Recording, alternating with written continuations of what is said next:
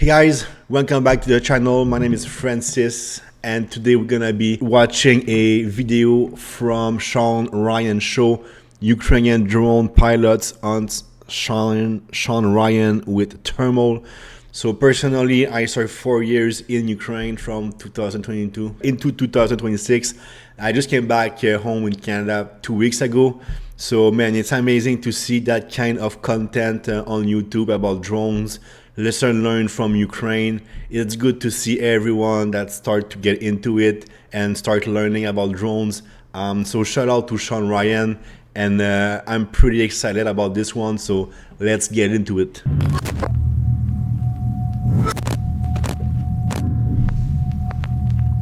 Hey, what's up guys? We're out here at the farm with Echo Mav. This is Nate. This is Lexo. And they do all things drones.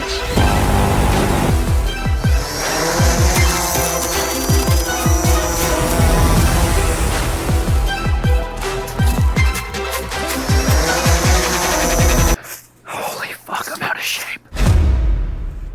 What do you guys got out here today? Well, Sean, we got a couple things. What we brought mostly was our Monarch model. We've got another Mark I. It's a larger model with different capabilities. But what we're really excited about with the Monarch is we were trying to address a problem that we saw, and that was drones that were very expensive, difficult to repair, with long repair times. So with this, we've got a 3D printed drone. These are 3D printed? Yes. Do you just 3D print them in country? Yes. No shit. You could take a 3D printer to a fob and print them there. Another thing you'll see is with the battery, that's a commercial off-the-shelf item.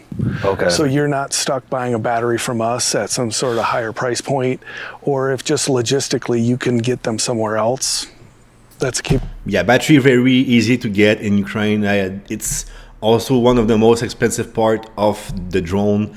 And the bigger the drone, the bigger payload it needs to carry, the more power the battery will have and the more expensive. Ability that you have to keep your operational percentage higher.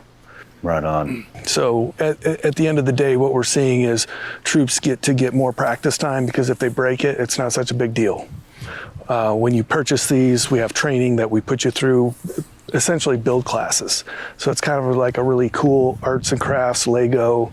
We sit you down at the table, we walk you through the steps, you answer the questions.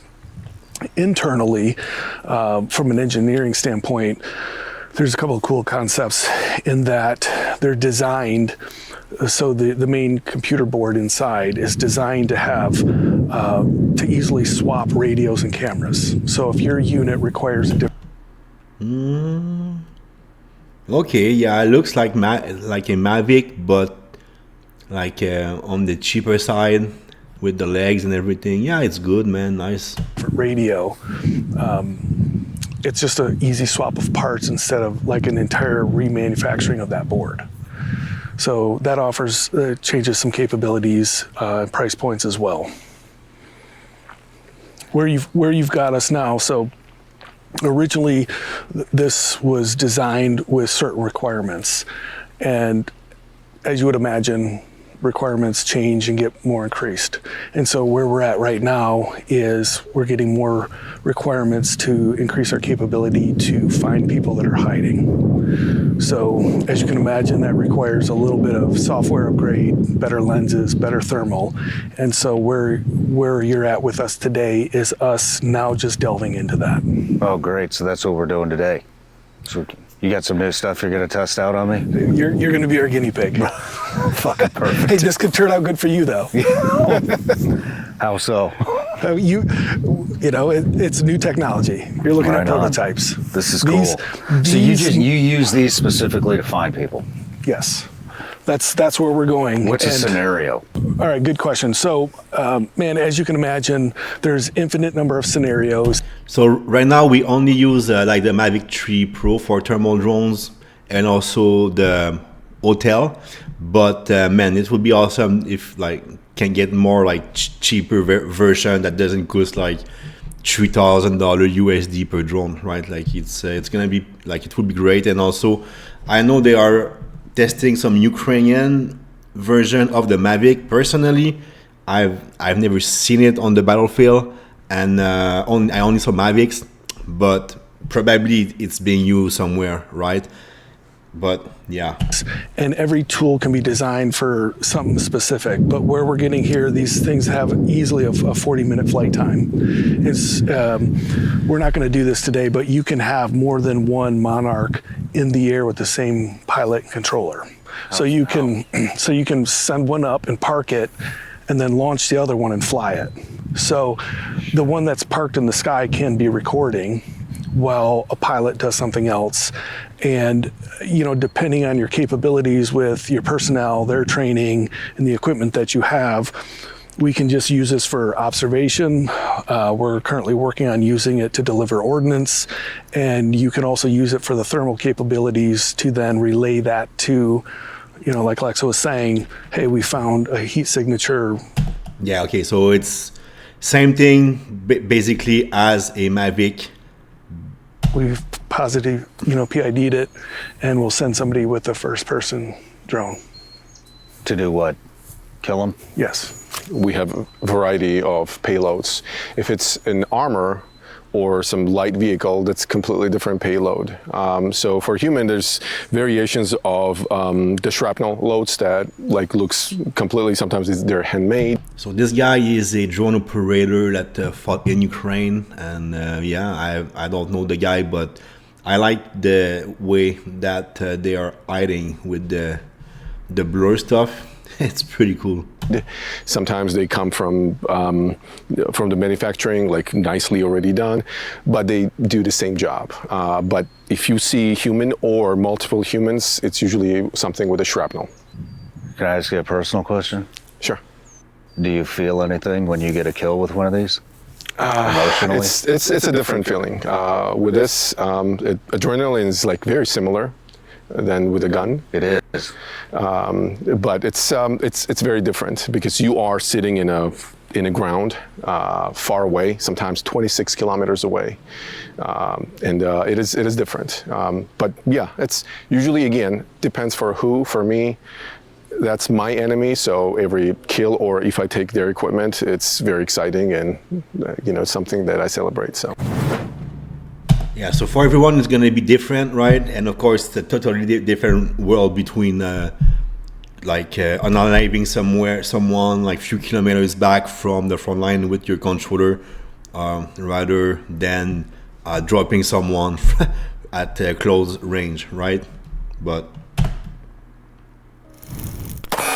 both are very effective, and so man, if you can be more protected and be able to get some kill while just sitting in a blindage, it's perfect, man. And of course you're gonna be excited for like the 1 or 2, 3, but that's at some point it just become usual.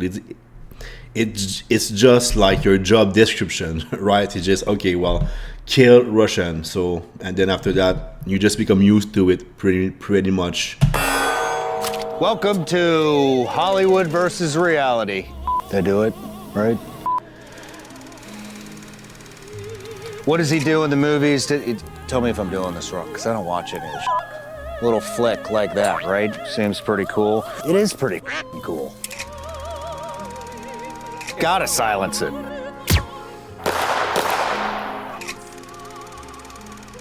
In another lifetime, I did gun reviews for a living. Proprietary magazines, supposedly the best engineering in the world. When that breaks, you're and now we're bringing them back.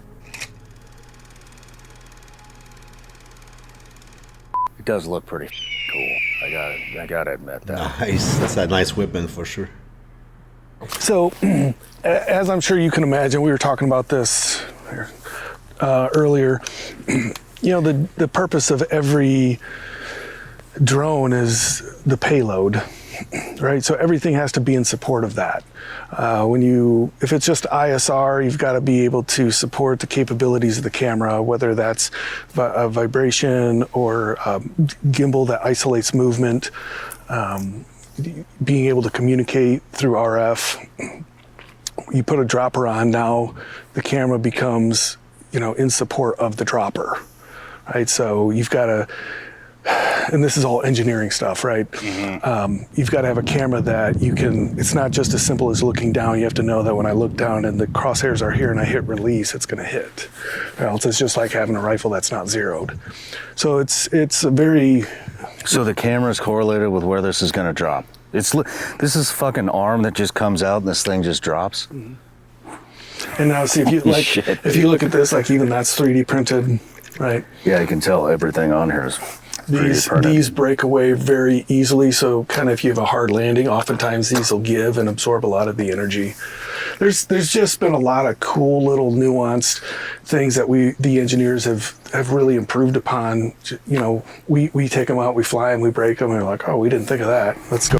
So in Ukraine, how we do to release the payload for us on our team, it's there is like a light switch, and the dropping device is designed to release the payload when the light is open. So we have on the controller, we have just like a button, which is like a light bulb, and we just press the light bulb, and then the light on the drone opens, and it releases the payload. We'll revisit that. So it's been really been interesting and fun to work on. Damn. How long does it take you guys to put one of these together, from 3D printing it to putting the cameras, the propellers, the motor, all that shit on there? Well, once we have all the parts on a tabletop, he and I could do it in about an hour. Holy shit. So does each individual drone operator assemble their own drones? If they want to, yeah. Because then they can kind of get a hands-on, learn how to do it. The speed at which we 3D print, there's a lot of variables in that. The way they're oriented inside the printer.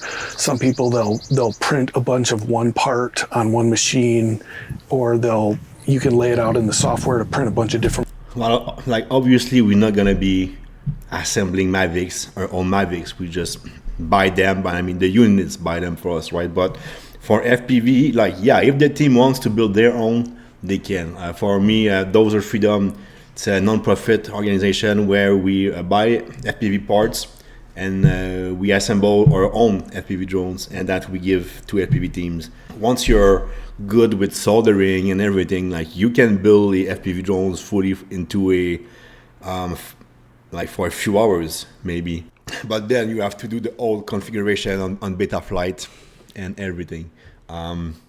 Yeah, I made a course on that if you want to learn how to assemble FPV drones, where I show you every parts, where to solder every wire. So man, go check that out if it's something that will interest you. Materials at the same time. There's too many variables to like give you a solid answer on that. Right on. What are some of the key indicators you're looking for when you're trying to find somebody that's hiding? Again, movement is the number one, right? If you see something unnatural and it's moving, it's obvious something is there and all attention is going to be there. If not, if it's stale and nothing is moving, again, something weird. There's never like perfect circle, something that sniper would look like, right? Like just look at something and scan. And of course, then heat signature. If it's nighttime and it's cold out, and if you're not doing your homework, like masking that place very well, you will be found. But usually drones are not really like locked down. They're just like flying, right? Just like fluidly, and it needs to really catch their eye, something. It's not like every single meter, they're just gonna spend 5 minutes. It's impossible. So, yeah, so he said a very good point there. Do your arm work, and every time you have a position, a blindage, man, I put a thermal tarp or something to hide the temperature signature, especially in winter with the heater going on in the blindage. Otherwise, the entrance is gonna look like a light bulb, like in the dark, man. So you're gonna be found. It's gonna be very easy for them to find you. But lots of the time, like you don't really know where the positions on the zero line are, and then of course like it evolves, it's always evolving and everything. But yeah, if you ever do a new position from the scratch, which is not have been detected yet from the enemy. Yeah, for sure, either signature, and yeah, also the thing. Yeah, when we fly from the blindage to the position, like we just go from point A to point B. So it will have, for us to see, it will have to be like a car, a armored vehicle, or like a infantry section walking. Like we're not gonna be yes, we pay attention, but it's gonna be less attention than the work that, like, when we are on position and observing the AO that we were requested to observe, right? Usually it's just Group 1 drones absolutely flooded, like dozens of them. So in this area, you would have like 5 guys all the time just flying without coming down, like just lines, right? So yeah, when you're doing assault, there's just like, on the zero line, man, there's just like drones flying non-stop, non-freaking stop. if you move, if you come out to piss or shit, or like if I see you, usually that's when they get caught. Or if they have equipment, they have antennas, they're like perfectly square. It's weird, I'll see you. It's like anything in a sniper. The sniper's looking for. Yeah. Yeah, it's a lot of it comes down to the pilot being a level of familiarity, right? So you might be more familiar with the landscape here in this part of the country, and then if you go further out west into the mountains, it might take you a day or two to like fly around and just kind of get, oh, that's a rock, or that's what this bush looks like under thermal. So a lot of it, like you said, is just the pilot being familiar with the area, and then understanding what normal looks like, and then something's off to then catch their attention. Right on. What are you looking at normally? Is it thermal or regular video? Or You need both, right? It's daytime, right now, day camera. Nighttime, or it's really early, everything is still cold, definitely thermals. That's where it shines. Yeah, this, depending on, if we're trying to find you, and depending on the foliage that you may or may not be under, with the sun coming up this time of day, it's not going to be optimal for thermal. Yeah, in the morning, it will be the best for us, because on Mavics there's a mode, SBS mode, where the screen it splits between two, so you can see the visual and the thermal. So we put both option, visual and thermal, trying to look for targets, and like super easy to detect on the thermal with the heat signature, and then we can just confirm on the visual what is it? Is it like a enemy? Is it just like the base of the tree? So when at sunrise until during like maybe 1 or 2 or 3 hours until the thermal becomes useless, we use SBS mode, which is basically gives us twice the advantage that we have during the day or during the night. So if you are infiltrating, remember that. We'll still use it to see if it'll give us something, but there's different times of day, different times of year. At elevation, when it's cooler later in the year, thermal, you can hang on to that longer.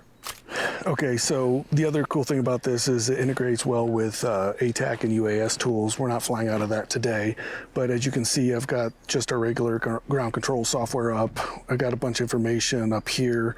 You can see that we've got our satellites. This number right here is our horizontal and vertical dissolution. It's a number that basically says it's within parameters, in less than a meter of up, down, left, right. Okay. So it's just your GPS is in. This is our battery on board there. The battery lasts for 45 minutes-ish? Yes. And then, we've got our speed, our altitude, our compass, all those things. And then down here, I can see if I'm recording video, taking photos, and I've got all of that stuff sort of pre-programmed on my controller. We can do something kind of cool right here. Let's do a motor run up. So we'll hit motor run up, just like that. So it'll start, it's going to turn in, the bottom right turns in, bottom left we're going to expect that to turn in, and then the front left turns in. We're good to go.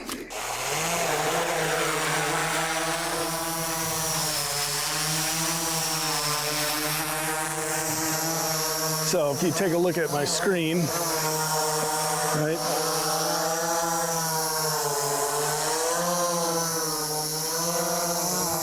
And look here, and if I want to, I can toggle to my thermal. Look around like that.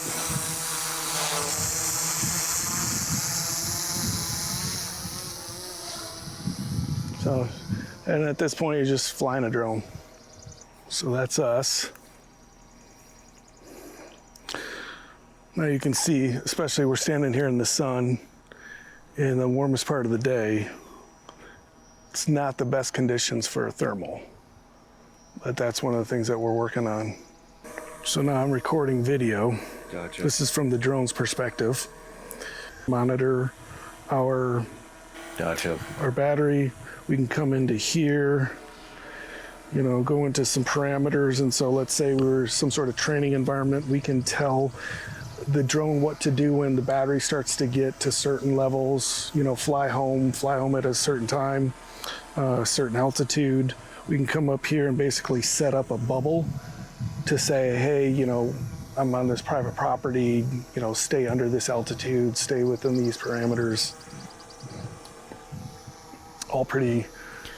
Okay, so he's got the display on his cell phone and is controlling with his controller. So I mean, yeah, that's a one thing that you can do it for us. What we do, use controller that has a like screen. So you do everything on one controller. Look on the controller screen, so you don't have too many things to worry about. Pretty normal stuff. And then, so we don't have ordnance, but if you take a look at the dropper there, I'll go ahead and drop it. So, just as simple as that. Wow. What would you drop? So anything on this current model, 1.5 pounds. But what would you drop? Oh, grenades. They are going to come and try to find. Yeah, you can drop anything you want, like grenades. For us, we make like our own payloads with C4 and shrapnels. It's about 200 to 300 grams. It depends of a lot of factor. Where is the target located? You know, like the farther you have to fly, the less weight the payload has to be. And sometimes for us, we have like a double payload, so you can drop one and then after that can drop two. And yeah, and I don't know if you saw those videos of, it's like a roll that turns and then it drop one and then switch to the other one, drops, and then like it's just turn like that, and you can carry like 5. Yeah, but I mean those things, it's pretty crazy. Find me on my property. We're on over 100 acres here. Got this GoPro, but a lot more goes into this than I thought. So it doesn't sound like the thermal is going to be too helpful during the daytime with the temperature today. So I actually brought a thermal blanket. I'm going to leave it, and I'm probably going to fucking regret leaving it, but I want to give these guys a chance because I'm pretty fucking good at this shit. So, but yeah, so I'm gonna hit the back side of the property over that bluff. In between that waterfall, and there's another waterfall down to the left. I'll be somewhere in that vicinity. I'll probably run some creek beds and see if I can find a ledge to get under. But it sounds like if I just stay in one spot for good, then they probably won't find me. But you know, real world, you're gonna have to piss, shit, burp, fucking move around a little bit to stay warm, especially in Ukraine. So I want to make it at least a little realistic, because you know we're on a limited time crunch here. But anyways, I better get fucking going. I've got a general flight path that I'm gonna scan. We'll see how far we can get through that scan pattern with the battery that I have, bring it back, swap batteries, relaunch it. It's my first time being out here. I'm not really familiar with the terrain. I don't even know what it's gonna look like this time of year down here.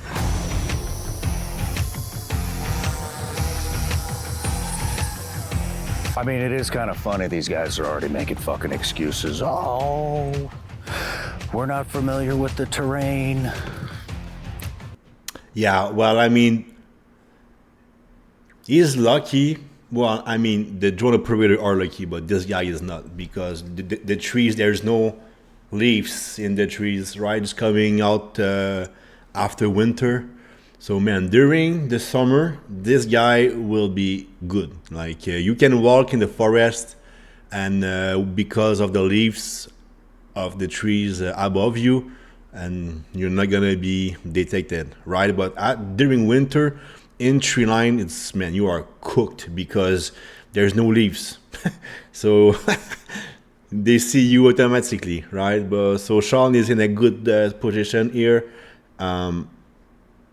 Correction, Shawn is not in a good position here because it's gonna be detected from the drones, because you can see pretty good on the ground. But if it was more during the summer, yeah, he will have more chance to survive.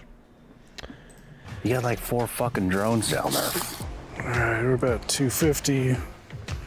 Let's see what it looks like from up there. Shit. Here they come. Here they fucking are. All right.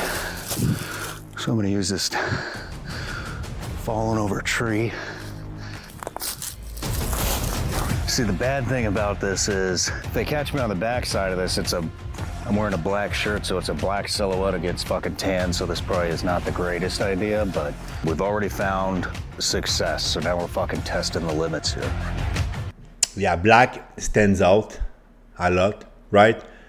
So that's why I find it funny, like the journalists with press in Ukraine that just like wear all blacks.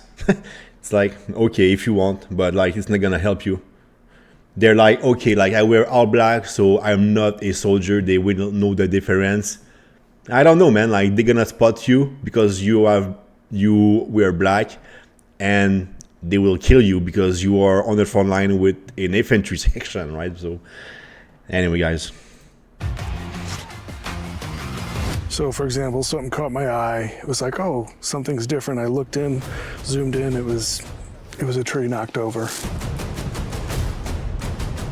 Shit, there it is. There it is. Fuck. Fuck. I think I see some movement here on the ridge. Look at that!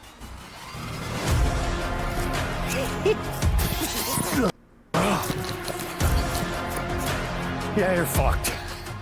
You're fucked once I find you. And even if you do shoot that fucking drone down, you got a whole swarm of them coming after it. Warfare is a whole new fucking game now, ladies and gents. Unless an EMP hits and wipes all this shit out, I am rendered obsolete. Well, good thing I'm a podcaster now. Hightailed it all the way to this creek bed, found like a log laying over the creek, and so got a little cover, or I guess concealment from you guys, and you know, I was like, all right, I'm not gonna move, put myself on a dark surface. But I was worried. I was like, well, fuck, this creek water's cold once I was in there. Mm-hmm. So I was like, shit, the creek water's cold. They'll probably just flip the thermals on and it'll highlight me. But I stayed there and I heard 2 drones passing, but you can't fucking tell where they're at. Like I couldn't tell if you guys were below. I thought you were actually below the tree line at first. That's what it sounded like? That's what it sounded like. Okay. And then it would sound like you're right above me, but you're maybe, I don't know, 100 yards off. And so anyways, I figured you guys probably couldn't see me in there. So then I was like, all right, let me move up. So I found a tree that was fallen over, and the root system was up. It was probably about 6 foot off the ground. So I was just thinking, all right, if they're looking at me from that direction, I got concealment. And if they're looking at from the other direction, then I'll just stay still. But then it was like dry dirt, so I was like, well, great, I got a black shirt on, so that'll be a black silhouette right on top of a brown backdrop. So So I don't know if I got it on the recording and on here too, but when I was flying, I remember I was like, ooh, I think I see something, and I zoomed in. I thought basically what I was doing is looking for motion, right? So this is my first time on this game field. Launched up, kind of got the coordinates. I could see the difference in the tree line, so I thought, okay, we're kind of looking here, and I started just flying a pattern, and I would toggle between EO and my IR, and I caught movement on something on the thermal, so I thought, oh, let me zoom in. And I zoomed in, I was like, so I switched to EO, and it was a tree that had fallen over. Was it over there? Yeah. And so I could have, I mean, this is all guesswork at this point. Your movement could have caught my eye enough, but with the older camera that I'm using, time on target, familiarity with the scene, I might have just caught it, looked, and then kept flying. Oh, okay. Right on. Well, I thought somebody had me right after that, because then I was like, all right, I'm going to try to just move to cover. And then one of the drones was right above me. We'll do this here in a second with you, but we'll turn on one of our newer thermals that we're still tweaking. You know, the camera that we were hunting you with was developed a little while ago for a whole different set of requirements, right? Now what we're requiring of the drone is to support a ISR system that it can find somebody that's trying to hide. Gotcha. So very different from like, hey, go over this ridge or tree line and look for troop movements and vehicles. Now we're like, hey, look for this tiny guy underneath all this brush who knows he's being hunted. Damn. So That's out, but that's being developed. it's being developed right now. Right on, man. It's being improved. Gotcha. So it's as you can, I'm sure already know, it's a cat and mouse game. So we're always refining. But now when you put a new lens on, now you got to change a couple of things because the weight inside the gimbal is different, the power requirements. And that's why we have the engineers, because you don't want to burn too much energy unnecessarily, and then now your flight time suffers. Right on. So there's just a whole balancing act, and then once we think we kind of got it, they send it to us. We come out here and we do this. Test it out. Mm-hmm. Right on, man. We try to break it and then give it back and say we broke it, and here's how to make it harder to break. Yeah. So even though we found you under these conditions, it was pretty difficult. So. Right on. Well, I wouldn't want to go up against you in real life, that's for damn sure. Well, you killed me. Nice one. Okay. Yeah, well, I mean, guys, pretty good video, right? But the whole thing is like a ad for this guy, which is basically pitching his drone startup. Okay, like I hope you get contracts. I hope it works. I hope you make it. I'm not gonna lie, but if I can give some advice on my side, I just want to see. Man, look at that. You cannot even. No, man, that's not very good visibility. So yeah, you need good thermal camera and good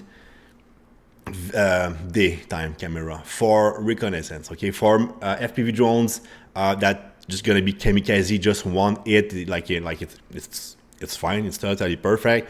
But if you are looking to use those drone here to detect and do some reconnaissance, yeah, I mean, you can use that. It's better than nothing. But what we are looking for is like good quality camera. And yeah, that's why I absolutely love the Mavic 3 Pro on the front line. The quality of the image is freaking amazing. I'm not gonna lie. So it was very good video. The guy actually fighting in Ukraine. Man, shout out, great work. This guy, it's not mentioned if he did some time as a FPV pilot or time in Ukraine.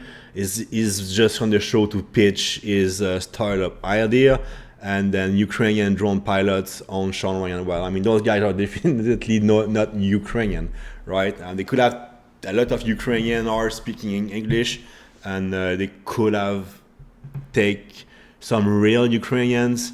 But man, no, honestly, good video. Drone warfare is freaking crazy. And with the drones that we are on the front line right now, with the amazing good camera from the Mavics, there's a lot of chance that we are going to see you, right? So things to learn from this video is in winter, during summer in forest, you're good. If you have overhead cover, you can walk, you can work, dig, okay, you're gonna be good. But during the winter time, you need to be very careful. Every time you go pee or something, just come out a little bit and like wait to hear if there is any buzzing sound. The problem is a lot of time you have like generator running and everything. So even if you come out to listen, you're just gonna hear the generator. So yeah, just be careful. War like super crazy dangerous. I'm not gonna lie. Drone warfare is just unbelievable. But yeah, man, like good video, and it's good to see like people fighting in Ukraine get some recognitions in this on the internet, right? So, but man, I'm telling you, drone warfare is scary. 2026 conventional war, it's absolutely horrible. I'm not gonna lie, guys. I fought 4 years myself. I'm very lucky to be here, not gonna lie, and also very grateful, man, to have the opportunity to be here in Canada and to have the opportunity to pass on my knowledge on this channel. So listen, that's all I have for today. Please subscribe to the YouTube channel, and we have also an Instagram, a Patreon, so make sure you subscribe. Okay, that's all I have for today, guys. Thank you for watching. Peace. Shit.